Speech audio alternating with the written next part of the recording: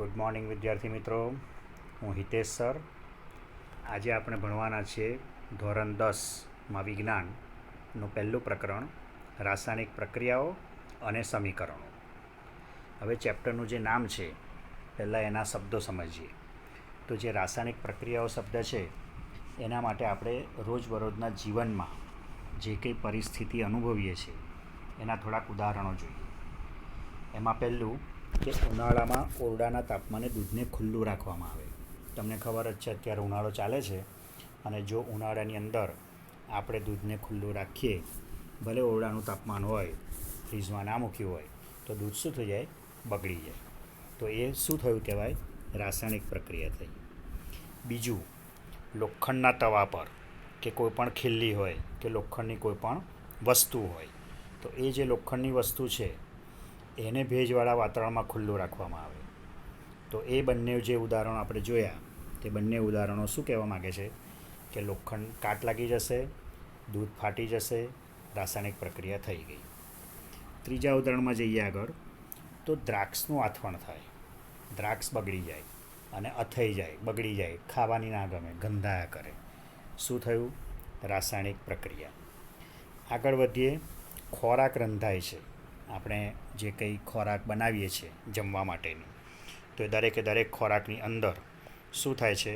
રાસાયણિક પ્રક્રિયા થાય છે અને એ રંધાય છે. એના પછી આગળ વધીએ તો આપણા શરીરમાં જે આપણે ખોરાક ખાધો તેનું પાચન થાય. ખોરાક જે રાંધ્યો એ પણ રાસાયણિક પ્રક્રિયા. ખોરાક ખાધા પછી ખોરાકનું શું થયું? પાચન થયું શરીરમાં, ચયાપચયની ક્રિયા જે કહેવાય વિજ્ઞાનની ભાષામાં.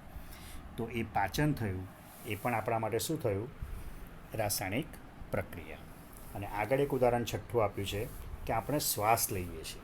શ્વાસોચ્છ્વાસની પણ આપણી પ્રક્રિયા એ વિજ્ઞાનની રીતે જોવા જઈએ તો એ શું કહેવાય?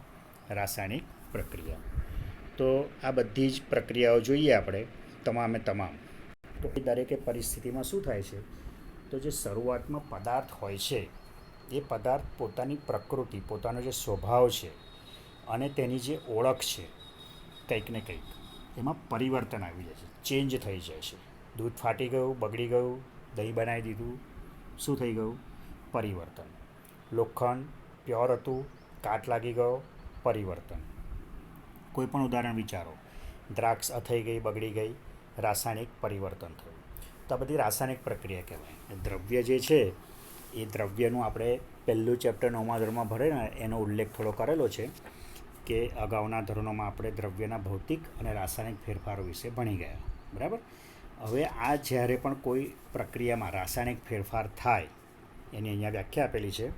એ રાસાયણિક ફેરફાર જે થાય એ રાસાયણિક પ્રક્રિયામાં ફેરફાર થયો ત્યારે આપણે કહી શકીએ કે કોઈ પણ પ્રકારની શું થઈ છે? રાસાયણિક પ્રક્રિયા થઈ છે. તો રાસાયણિક પ્રક્રિયામાં જે ફેરફાર થયો એ પ્રક્રિયાની અંદર અને એના પ્રકૃતિ, સ્વભાવ, એની ઓળખ, પછી આગળ આવશે બધા શબ્દો જેમ જેમ ડિટેલમાં. અત્યારે વ્યવહારિક ઉદાહરણ પ્રમાણે તો આ પ્રમાણે જે કંઈ બદલાઈ ગયું, બધાની જે કંઈ ફેરફાર થયો એનું નામ વૈજ્ઞાનિકોએ શું પાડ્યું? રાસાયણિક. આપણને એવું વિચાર આવે કે આ રાસાયણિક પ્રક્રિયા સમજવા માટે કંઈક વિજ્ઞાનની રીતે ઉદાહરણ જોઈએ. તો વિજ્ઞાનના ઉદાહરણમાં આપણને જુઓ, અહીંયા એક આકૃતિ છે. એ આકૃતિમાં તમે ધ્યાન આપશો તો ખ્યાલ આવશે કે એક મેગ્નેશિયમની પટ્ટી લેવાની. બાજુમાં પ્રવૃત્તિ પણ છે, પણ આપણે આકૃતિ પરથી સમજી લઈએ. તો મેગ્નેશિયમની પટ્ટી લેવાની. પહેલાં મેગ્નેશિયમની પટ્ટીને કાચ પેપર વડે, અંદર આપ્યું નથી પણ હું સમજાવું છું, કાચ પેપર વડે ઘસી કાઢવાની. એ ઘસવાથી શું થશે કે એની અંદર જે કંઈ પ્રમાણે ડસ્ટ લાગેલો હોય, ધૂળ લાગેલી હોય, અશુદ્ધિ હોય એવું માની લો, તે બધું સ્વચ્છ થઈ જાય, ચોખ્ખું થઈ જાય. અને મેગ્નેશિયમની સ્વચ્છ પટ્ટી લેવાની, ચીપિયાથી પકડવાની, આપણે લેબોરેટરીમાં પ્રયોગ કરીએ એવી રીતે બન્સન બર્નર પ્રગટ કરવાની, જ્યોત જલાવવાની અને મેગ્નેશિયમની પટ્ટીને જ્યોત પાસે ધરવાની. એટલે આપણે દારૂખાનો ફોડીએ અને પેલી ફૂલઝડી કેવી ઝગ ઝગ ઝગ મારતા જગારાથી સળગે, એવી રીતે એ મેગ્નેશિયમની પટ્ટી શું થશે? જગારા મારતી સફેદ જ્યોતથી સળગવા લાગશે. સળગીને નીચે જુઓ તમે તો વોચ ગ્લાસ મૂકેલો છે. એ વોચ ગ્લાસની અંદર એ મેગ્નેશિયમની પટ્ટી જે સળગી એનો પાવડર પડશે વોચ ગ્લાસની અંદર. આમાં એ જે પાવડર પડશે એ પાવડર મેગ્નેશિયમ ઓક્સાઇડ કહેવાય છે. શું કહેવાય છે? Magnesium oxide. તો શું થયું? તો હતી મેગ્નેશિયમની પટ્ટી, આપણે એને સળગાવવાથી શું થઈ ગયું? એનું રૂપાંતર મેગ્નેશિયમ ઓક્સાઇડમાં થઈ ગયું. તો પ્રક્રિયા શું થઈ ગઈ કહેવાય? રાસાયણિક પ્રક્રિયા થઈ ગઈ કહેવાય. બરાબર છે? તો આ એક આપણને નાનો પ્રયોગ આપેલો છે. પછી બીજો એક પ્રવૃત્તિ આપી કે એક કસનળીમાં લેડ નાઇટ્રેટનું દ્રાવણ લો અને પોટેશિયમ આયોડાઇડનું દ્રાવણ ઉમેરો અને શું પ્રક્રિયા થાય છે તે સમજાવો. એ આગળ સમીકરણનો પોઈન્ટ આવે એટલે એ પ્રક્રિયાની ચર્ચા કરીશું. અત્યારે આપણે પ્રવૃત્તિ 1.3 તમને જે સ્ક્રીન પર દેખાય છે એ 1.3 વિશે વાત કરીએ. તો આપણે એક કોનિકલ ફ્લાસ્ક લેવાનો, કસનળી જેને કહેવાય, અને એક કોનિકલ ફ્લાસ્કમાં થોડા ઝીંકના દાણા લેવાના. ઝીંક, ZN કહીએ છીએ ને, ઝીંક, એના દાણા. અને એમાં બેમાંથી કોઈ પણ એક એસિડ, હાઇડ્રોક્લોરિક એસિડ અથવા તો પછી મંદ સલ્ફ્યુરિક એસિડ જે લેબોરેટરીમાં હોય એ મંદ એસિડ ઉમેરવાનો સાવચેતીથી. એવું લખ્યું છે ચેતવણી. અને જોવાનું કે ભાઈ ઝીંકના દાણામાં શું ફેરફાર થયો. તો તે વખતે કોનિકલ ફ્લાસ્કને આપણે અડકીએ, ગરમ લાગશે. અને તમે જુઓ અહીંયા આકૃતિ આપેલી છે કે મંદ સલ્ફ્યુરિક એસિડ લીધો છે એ લોકોએ આકૃતિમાં, અને દાણાદાર ઝીંક લીધું છે, ટુકડા. કોનિકલ ફ્લાસ્ક છે અને આપણને શું મળશે? તો આ પ્રમાણે હાઇડ્રોજન વાયુ મળે છે, H2 વાયુ. તો અલગ અલગ પ્રવૃત્તિઓ આપણે કરી અને એ પ્રમાણે આપણે શું નક્કી કરી શક્યા રાસાયણિક પ્રક્રિયા થઈને? તો દરેક પ્રવૃત્તિની અંદર કંઈક ને કંઈક ફેરફાર થાય છે, અલગ અલગ થાય. અહીંયા પરિવર્તન આપેલા છે, કોઈકમાં 2 ફેરફાર થાય, કોઈકમાં 3 થાય. બરાબર? તો પહેલું આ યાદ રાખવાનું છે, IMP. તો પહેલું અવસ્થામાં પરિવર્તન થયું. ધારો કે આપણે લોખંડનું લીધું ઉદાહરણ, દ્રાક્ષનું ઉદાહરણ લીધું, તો અવસ્થા બદલાઈ ગઈ એની. દૂધ ફાટી ગયું, બગડી ગયું, લોખંડને કાટ લાગી ગયો, આયર્ન ઓક્સાઇડનું પડ લાગી ગયું, અવસ્થા આખી બદલાઈ ગઈ. બીજી વસ્તુ શું થાય છે? એના રંગમાં પરિવર્તન થાય, કલર બદલાઈ જાય. લોખંડ કાટ ખવાઈ જાય, તપકીરિયા રંગનું થઈ જાય. બરાબર? દૂધ ફાટી જાય, બગડી જાય તો એ પણ પીળાશ પડતા રંગનું થઈ જાય. રંગ બદલશે. કોઈ પણ ઉદાહરણમાં સમજી શકો, ખોરાક રાંધીએ તો એ રંગ બદલાઈ જાય છે. ખોરાકનું પાચન થયા પછી પણ અંદર શરીરની અંદર એ જાય છે પાચન પ્રક્રિયામાં. બાયોલોજીમાં પાચન તંત્ર આવશે એટલે સમજીશું. તો ત્યાં પણ અવસ્થા બદલાઈ, રંગ બદલાઈ જાય છે. અને અહીંયા જે ઉપર બાજુમાં પ્રક્રિયા આપણે જોઈ, આ આકૃતિવાળી, મંદ સલ્ફ્યુરિક એસિડ અને દાણાદાર ઝીંકવાળી, તો એ બંને પ્રક્રિયા જે મિશ્રણ થયું તો એમાં વાયુનો ઉદ્ભવ થયો, હાઇડ્રોજન વાયુ બન્યો. આપણે ખોરાક શરીરમાં લઈએ છીએ તો પણ વાયુ બને છે. બરાબર? ગેસ બની જાય તો વાયુનો પણ ઉદ્ભવ થાય. અને ચોથો પોઈન્ટ કયો બને? તાપમાનમાં પરિવર્તન. બરાબર? શ્વાસોશ્વાસની ક્રિયામાં સમજી શકો, નાક આગળ આંગળી રાખીએ, રાસાયણિક પ્રક્રિયા સમજવી હોય તો તાપમાન શું થઈ જાય? તો ત્યાં તમે જોશો તો હુંફાળું લાગશે. નાક આગળ આંગળી રાખીને જોશો એટલે ખ્યાલ આવશે કે શ્વાસ ગરમ હોય છે. બરાબર? એવી રીતે ખોરાકનું પાચન થાય ત્યારે પણ તાપમાન, ટેમ્પરેચર એનું વધઘટ થતું હોય છે. અહીંયા મંદ સલ્ફ્યુરિક એસિડ અને દાણાદાર ઝીંકવાળી જે પ્રક્રિયા લીધી કોનિકલ ફ્લાસ્કને અડકીએ, સાધારણ ગરમ લાગશે. તો એનું તાપમાનમાં પણ શું થયું? પરિવર્તન. તો ખાસ યાદ રાખવાનું, થોડું રિપીટ કરીએ કે કોઈ પણ રાસાયણિક પ્રક્રિયા થાય તો અલગ અલગ એ રાસાયણિક પ્રક્રિયા થયા પછી શું અવલોકનો જોવા મળે. તો ફરીવાર મારી સાથે તમારે મનમાં બોલવાનું વિડીયો જોતાં. પહેલું બોલો, અવસ્થામાં પરિવર્તન. બીજું બોલજો, રંગમાં પરિવર્તન. ત્રીજું, વાયુનો ઉદ્ભવ. ચોથું થયું, તાપમાનમાં પરિવર્તન. અલગ અલગ પ્રમાણે આ ફેરફારો થયા. હવે આપણે આ જે રાસાયણિક પ્રક્રિયાઓ થઈ એને રાસાયણિક સમીકરણના સ્વરૂપમાં સમજવી હોય. અહીંયા હવે આપણો ટૉપિક શરૂ, 1.1. બરાબર? તો રાસાયણિક સમીકરણો સમજવા માટે આપણે શું કરીએ? તો એક ઉદાહરણ સમજીએ. જે મેગ્નેશિયમની પટ્ટીવાળું લીધું એની આપણે ડિટેલિંગ કરીએ. તો શું લીધેલું આપણે? મેગ્નેશિયમની પટ્ટી. ચલો હવે તમને થોડુંક હું 9મું ધોરણ યાદ કરાવું. 9મા ધોરણમાં આપણે આવર્ત કોષ્ટક ભણેલા. બરાબર? અને આવર્ત કોષ્ટકની અંદર આપણે 1 થી 18, 1 થી 20 તત્વો તૈયાર કર્યા હતા સંજ્ઞા સાથે. તત્વોના નામ અને સંજ્ઞા તમને યાદ હશે. બરાબર? તો મેગ્નેશિયમની સંજ્ઞા શું છે? Mg, magnesium. બરાબર? ઓક્સિજનની O. સરસ. તમારે યાદ કરવાનું, વચ્ચે હું અટકું એ તમને સહેજ વિચારવાનો 1-2 સેકન્ડનો ટાઈમ આપું. બરાબર? આપણે H hydrogen, HE helium, LI lithium વેળા ગણતા હતા 1, 2, 3 અને એ પ્રમાણે ક્રમ યાદ રાખ્યો હતો. બી બેરિલિયમ, બી બોરોન, સી કાર્બન, એ પ્રમાણે આપણે આગળ બધા જ તત્વો તૈયાર કર્યા હતા. તમે મોડે પણ બોલતા હતા, બરાબર છે. તો એ રીતે અહીંયા એની જરૂર પડશે. એટલે આજના હોમવર્કમાં પહેલું કામ તમારે શું કરવાનું, તો સૌથી પહેલાં જ પેજ પર એવું હોય તો તમે પહેલાં જ પેજ પર લખી દેજો, છેલ્લા નહીં, પહેલાં જ, કારણ કે આગળ જરૂર પડશે જ. એટલે નોટની અંદર પહેલાં જ પેજ પર જે બનાવીએ આપણે વિજ્ઞાનની, એમાં 1 થી 18 કે 20 તમને જે યાદ હોય એ તત્વોના નામ, નંબર આપી દેવાનું. પહેલાં 1, 2, 3, 4 નામ લખી દેવાનું અને સંજ્ઞા, અથવા પહેલાં સંજ્ઞા લખો, તમને જેવું સહેલું પડે. એચ હાઇડ્રોજન એવું લખો તોય ચાલશે, અને હાઇડ્રોજન પછી એચ લખશો તો પણ ચાલશે, બરાબર. તો ખાસ તૈયાર કરી દેજો. 9માની નોટો હશે જ, એવું હોય તો 9માની નોટમાંથી જોઈ લેજો અને જોઈને લખી નાખજો, બરાબર છે. તો ખાસ તૈયાર કરજો, આગળ બહુ જ જરૂર પડશે. ચાલો હવે આપણે આગળ સમજીએ કે રાસાયણિક સમીકરણ કેવી રીતે બનાવાય. તો પ્રક્રિયા જુઓ, શું લીધું, મેગ્નેશિયમ, એ જ વાત રિપીટ છે. શાબ્દિક સમીકરણ નીચે આપણને આપેલું છે, એ હું સમજાવું છું તમને. આ શબ્દોમાં લખવાનું છે. શાબ્દિક એટલે શબ્દોમાં.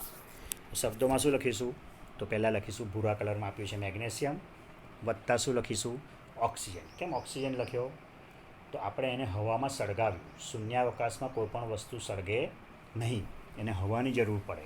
અને હવા શબ્દ જ્યાં આવે, સળગાવવાની વાત જ્યાં આવે, ત્યાં હવા દહન કરવા માટે શાની જરૂર પડે, ઓક્સિજનની. એટલે બાય ડિફોલ્ટ તમારે ઓક્સિજન લખી જ દેવાનું. તો મેગ્નેશિયમ વત્તા શબ્દોમાં લખ્યું ઓક્સિજન, અને એરો કર્યો જમણી બાજુનો, એને ગીવ્સ વંચાય, ગીવ્સ, GIVES, ગીવ્સ. સાદા વર્તમાનકાળનો ઉપયોગ કર્યો, ગીવ્સ, આપે છે એવું. તો શું બન્યું, મેગ્નેશિયમ ઓક્સાઇડ. એટલે મેગ્નેશિયમ તત્વ સ્વરૂપે હતું, એ ઓક્સાઇડ સ્વરૂપમાં બન્યું, જેને આપણે શું કીધું, રાસાયણિક પરિવર્તન થયું. હવે તમે જુઓ તો ડાબી બાજુ જે બે વસ્તુઓ લખી, મેગ્નેશિયમ અને ઓક્સિજન, એ બંને વસ્તુઓ શું કહેવાય, એ બંને વસ્તુઓ પ્રક્રિયકો કહેવાય.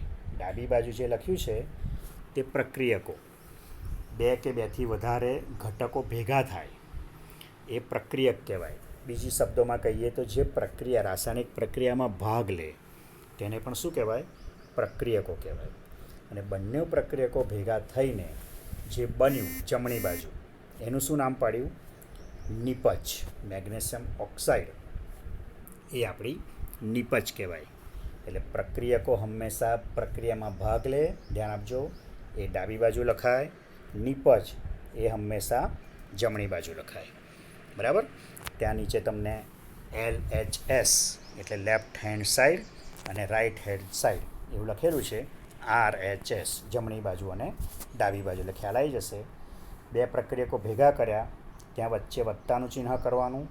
ડાબી બાજુવાળા LHS પ્રક્રિયકો લખાય, નિપજો જમણી બાજુ RHS લખાય. 2 પ્રક્રિયકો ભેગા થયા, વત્તાનું ચિહ્ન લખાય, અને નિપજ મળે એટલે પ્રક્રિયક અને નિપજની વચ્ચે જે આપણે નિશાની કરવાની પ્રક્રિયાની, એ દિશા દર્શાવે.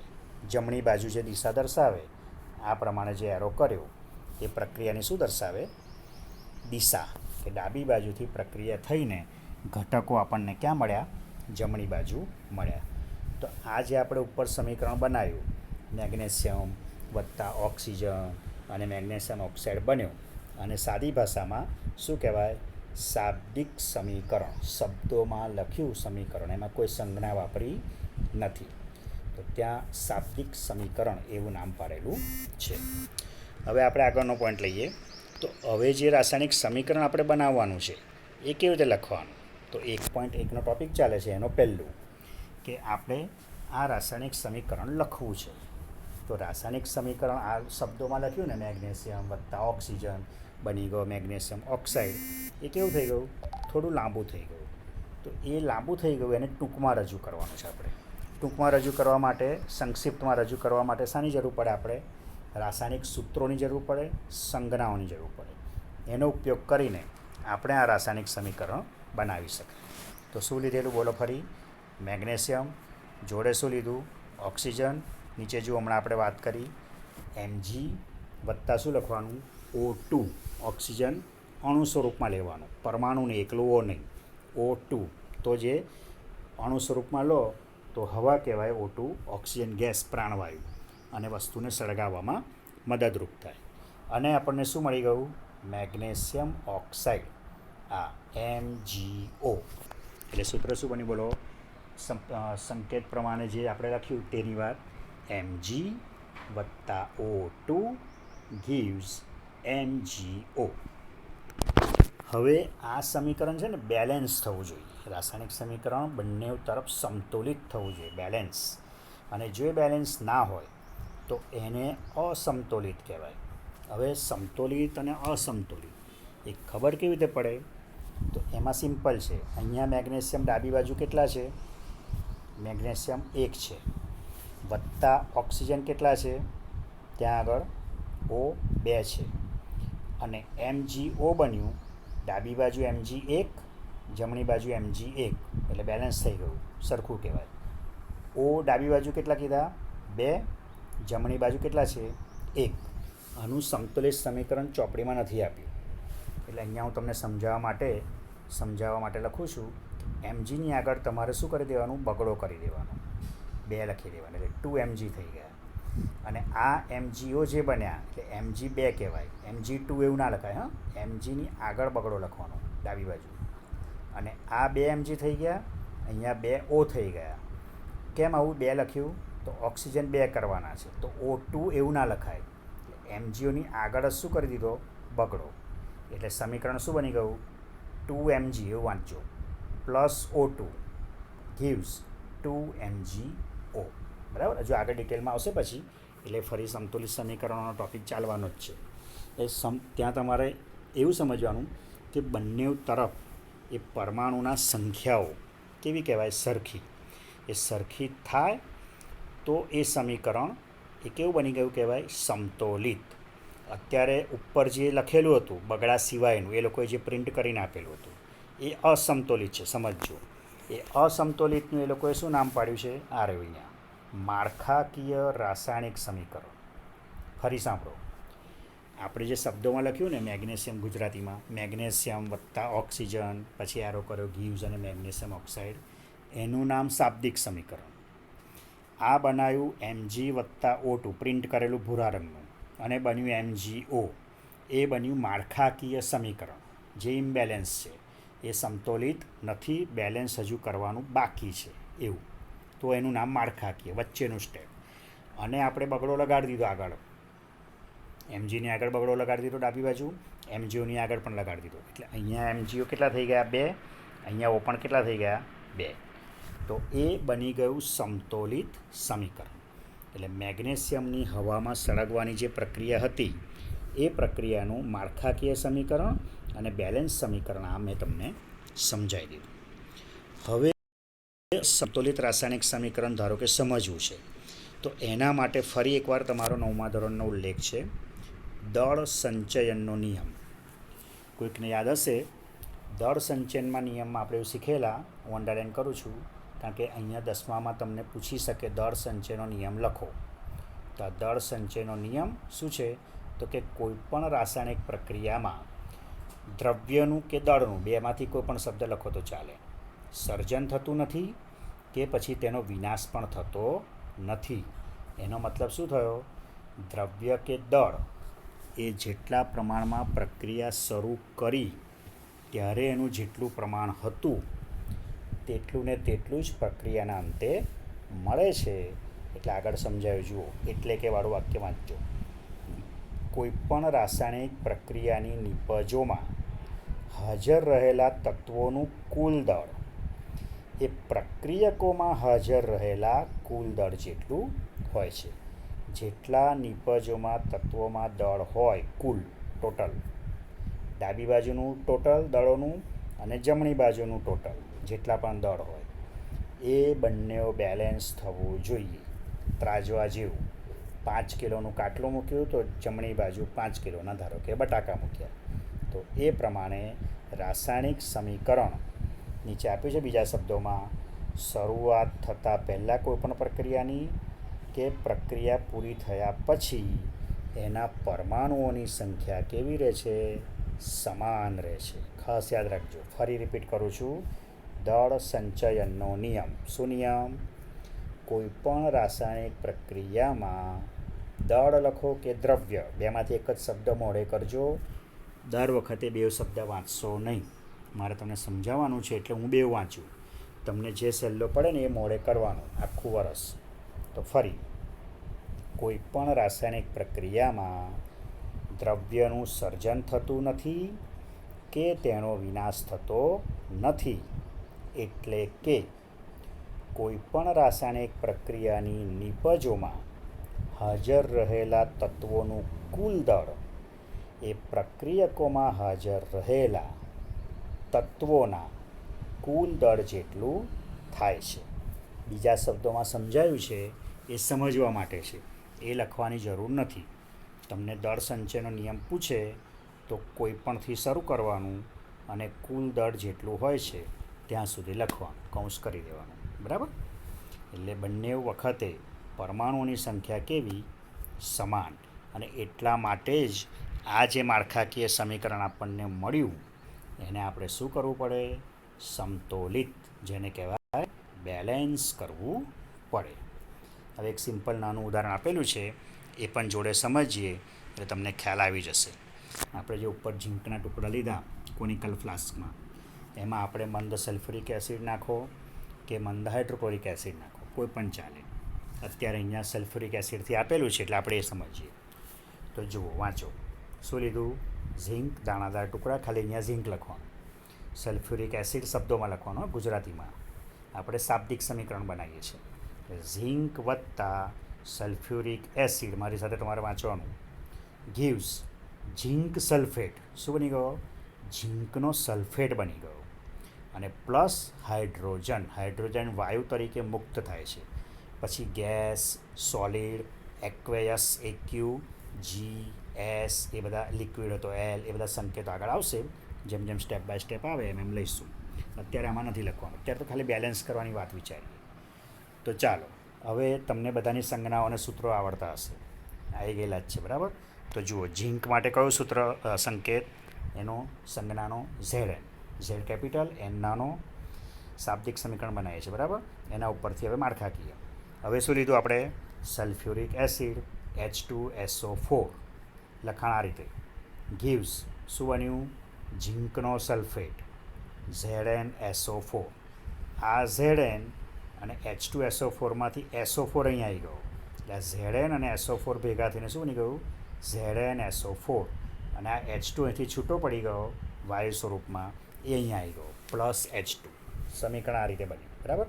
હવે આપણે ચેક કરીએ કે બધી બાજુ બધું સમાન છે કે નહીં.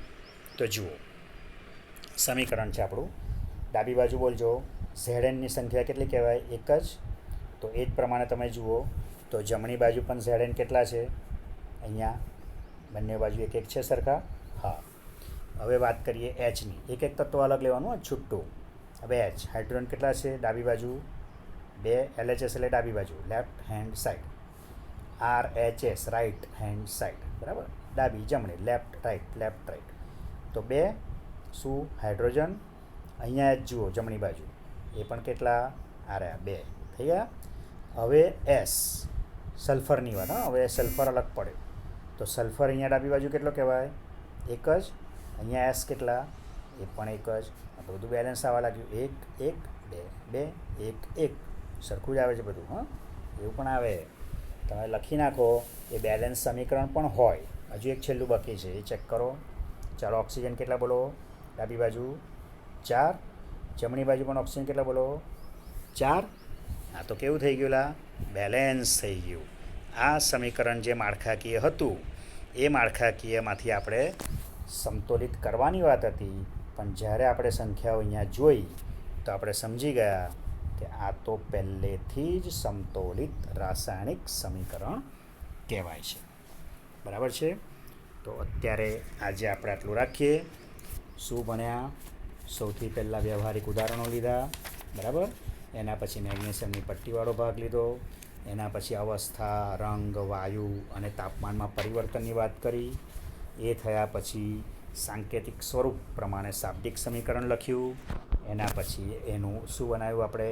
માળખાકીય સમીકરણ, પ્રક્રિયક, નિપજ, એરોવાળી વાત, ડાબી બાજુ, જમણી બાજુ, અને એના ઉપરથી આપણે રાસાયણિક સમીકરણ બનાવ્યું 2Mg + O2 2MgO વાળું. એ બની ગયા પછી એક સંતુલિત રાસાયણિક સમીકરણ બનાવવા માટે હમણાં જે ઉદાહરણ લીધું આપણે તેની વાત, બરાબર, કયું, ઝીંકવાળું, અને એ અહીંયા આપણે પૂરું થયું અને એ બેલેન્સ સમીકરણ છે. હવે નીચે અલગ અલગ રાસાયણિક સમીકરણો સંતુલિત કરવાનો પ્રયત્ન કરવાનું કહ્યું છે, પણ આપણે આ ટૉપિક આજનો અહીંયા અટકાવીએ છીએ. પહેલો દિવસ છે એટલે અહીંયા આગળ આપણે આ ટૉપિક પૂરો કરીએ છીએ. તો આટલી તૈયારી કરજો, આનું મનન અને ચિંતન કરજો. ઘરે તમારે થોડું વાંચવાનું, ચોપડી, ગાઈડ કોઈ ભાઈબંધ દોસ્તારની બને તો લઈ લેવાની, ઘણાએ લઈ જ લીધી હશે. તમારી પાસે કંઈક મટિરિયલ હોય ને તો તમને વાંચવામાં સરળતા રહે. અને PDF હોય તો PDF ફાઇલ ડાઉનલોડ કરી લેજો ચોપડીની, બરાબર, રાજેન્દ્ર સરે મોકલી હતી તો એ કરી દેજો. અને આ વિડીયો જોતાં વાંચજો એટલે તમને સમજ પડી જશે. Okay, tata, by.